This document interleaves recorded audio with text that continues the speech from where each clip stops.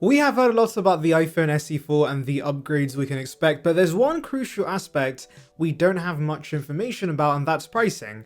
Till now, of course, because Mr. Gurman spills the beans and we have both good and bad news. So the good news is that the iPhone SE4 won't be outrageously expensive. Gurman says they're targeting a price range between $400 and $500, which is what the current SE3 sits at, but if you're wondering what the bad news is, because Gurman is being so vague about the price, I think that does suggest the price tag is going to be closer to $500, or maybe even $499. Now honestly, yes, that is a price increase, but that's not too bad considering the SE3's $439, and so for $60 more you're getting OLEDs, a new design, a better camera and better performance. Also, this will still be cheaper than the outgoing iPhone 14 that it's replacing at $599, so honestly this is not too shabby guys, I'll take this pricing gladly. Now let's move on to the front of the SE4, because there's been conflicting rumours on whether the SE4 is going to have a notch or dynamic island, but thankfully display analyst Ross Young chimes in and tells us we should see, breaking news, a notch.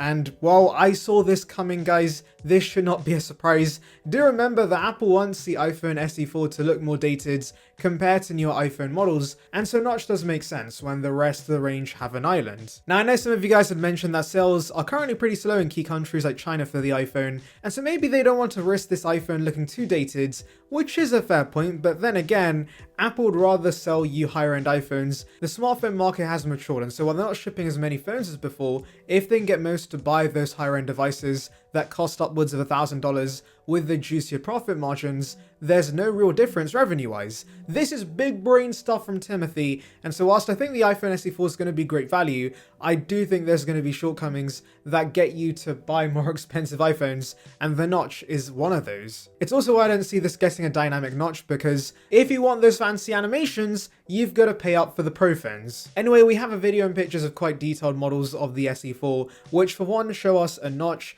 that's to be expected, and on the back there's only one single camera which will be 48 megapixels, just like iPhone 16. The rails of the device should be aluminium, just like every other non-Pro iPhone, and there is no action button or camera control to be found on this, so yes, that's going to remain an exclusive for higher end iPhones. This will continue having a mute switch, which I'm not surprised by. I can live with that for the lower price, though I won't deny it would have been nice to see an action button on this. You know what else would be nice? If you click that subscribe button, of course. It's free and will bring you the latest about Apple right to your subscription box, so please consider it. It would be appreciated. Join the Saranbyte gang now. Anyway, similar to Sonny Dixon's models, these dummies do also come in black and white, and considering Apple's all of a sudden stopped producing red iPhones, I do wonder if this will be the first iPhone since the 10 to not come in any color except black and white. That would be a bummer, but then again, maybe it's an intentional decision on Apple's end to upsell you to higher end iPhones, because yes, there are regular consumers who care about colors and might buy the 15 or 16 solely for that reason. These dummies do have a feature a matte finish on the back, so unlike the iPhone SE3, which has a glossy finish, the SE4 will look a lot more like the iPhone 15 and 16 with a frosted finish, which is a nice touch. But overall guys, when you look at the specs of the iPhone SE4, even with the notch, at $500, this does seem too good to be true. But even this phone will have an Achilles heel, and that's the fact it could be one of Apple's first devices to use their in-house modem.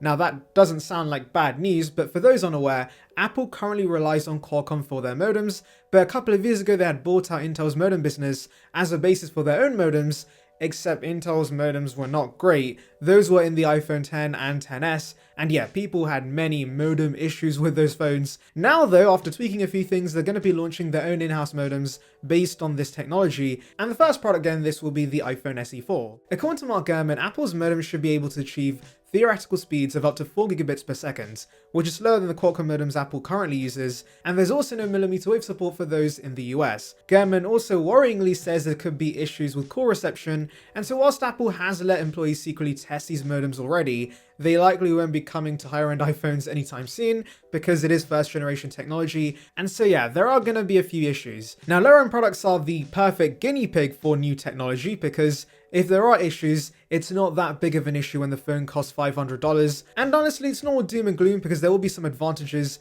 with Apple's in-house modem, such as lower power consumption, so we could get better battery life, improved cellular network scanning, and satellite connectivity enhancements, and these will be produced by TSMC. Apple plans for these modems to replace Qualcomm's technology in iPhones by 2027, and so we are still a while away before higher end iPhones get this, But at the very least, guys, I'm really hoping there aren't too many issues with these first-gen modems, and it isn't a massive hindrance with the iPhone SE4.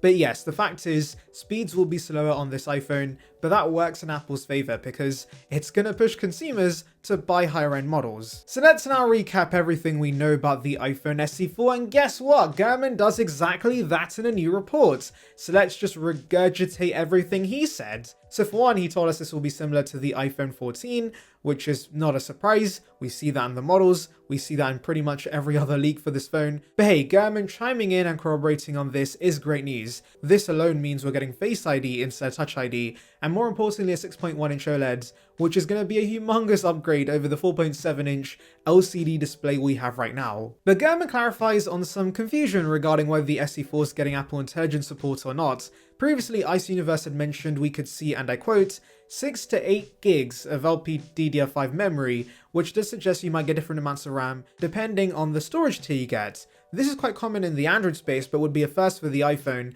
though do remember the iPad Pro has done this for a while now, with base models getting 8 gigs and higher storage variants getting 16 gigs of RAM. Anyway, if certain variants of the SE4 get 6 gigs of RAM, they would not be able to run Apple Intelligence. You need a minimum of 8 gigs, and so as I mentioned in previous videos, I don't see Apple doing this. It would be very confusing if only higher end storage tiers offered a feature that was so crucial to the iOS experience. And thankfully Gurman makes it clear that no, the SE4 is going to have full Apple Intelligence support, so expect 8 gigs to come as standard. And yeah, this makes sense because Apple Intelligence is Apple's next big thing, and so they want every device to run this. Also, to be fair, considering the A18 is currently only in the iPhone 16, and we know for sure that has 8 gigs of RAM, they're likely just going to be recycling the same SoCs in those phones in the iPhone SE4 as well. Anyway, let me know your thoughts in the comments, make sure to like and subscribe for more content like this, and thank you for watching. So this year could be a big year for the HomePod, because we have rumors about 2 new HomePod products launching this year, HomePod Display, as well as a new HomePod Mini, so let's delve in. So beginning with the HomeHub device, Mark Gurman seems pretty sure this is on track for a release in 2025. But he unfortunately does not specify exactly when, but if I were to guess, I'm assuming this could launch alongside the new iPhone at the September event. And supply chain analyst Min-Chi Kuo had told us mass production for this hub should begin in the second half of this year, so yeah, to me that does suggest a September release. Gurman believes this will be Apple's most significant release this year, and is a sign that Apple's taking their smart home business more seriously. Now, what will this product aim to do? Well, Gurman describes it as a smaller and cheaper iPad that